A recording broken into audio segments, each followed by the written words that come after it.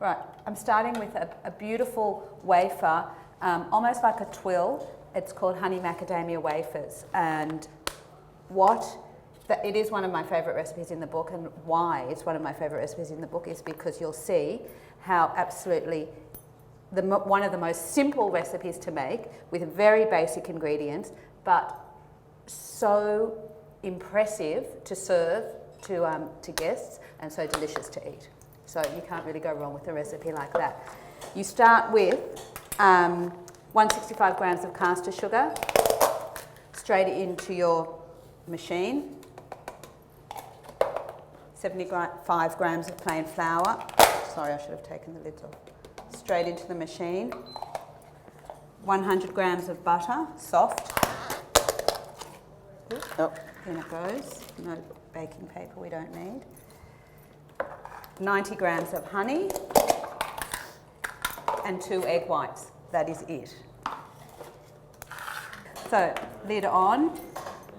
I start it a little bit lower just to get it going, and then whiz up the mixture. Do one scrape down. We've tried it, so it has nuts and macadamias and chocolate sprinkled on top. We've tried it without the nuts and just the chocolate, but it's really too sweet, although my kids like it like that. But it's, for people that like a bit of savoury, it's nice to have the nuts. And it works well without the chocolate and just with the nuts, because the base is very sweet. And that's it. That's all it takes.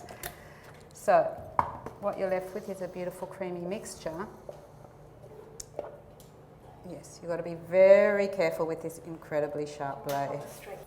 The only trick to making these wafers beautiful is that when you spread it on your tray, which is going to bake for about 12 minutes, you have to spread it incredibly thinly. I think like that's almost transparent. That's the mistake a lot of people have made. Like they read it says 3 oven trays, and and you sort of don't always read those instructions so clearly. And they do 2 oven trays or 1.5, and if it's too thick, you don't get that crispness that you really want from the end result. But one word of warning about making these in summer in Sydney. We did it once. We made a whole batch for something, and then an hour later we went back to break them up and put them in a container, and they were completely soggy. So now which is very depressing, after you've put in all that effort. Although it's very easy and quick to redo. So we just now buy those little desiccant packets that you get in the wraps and the mountain bread packets, and put them in with them, and that actually keeps them crisp. Yeah. And the other trick is to stick down the baking paper on the baking tray with a bit of oil spray or something. You can see Natalia that's sliding around a little bit. We forgot to bring the oil spray this morning. So it does help to stick the paper down. You just keep going till it's nice and thin. Remove some. I've also done these gluten-free, and they work really well gluten-free. Gluten-free flour tends to dry out a little bit, and it's great on these because you want them to be dry and crunchy. So it works very well for gluten-free people.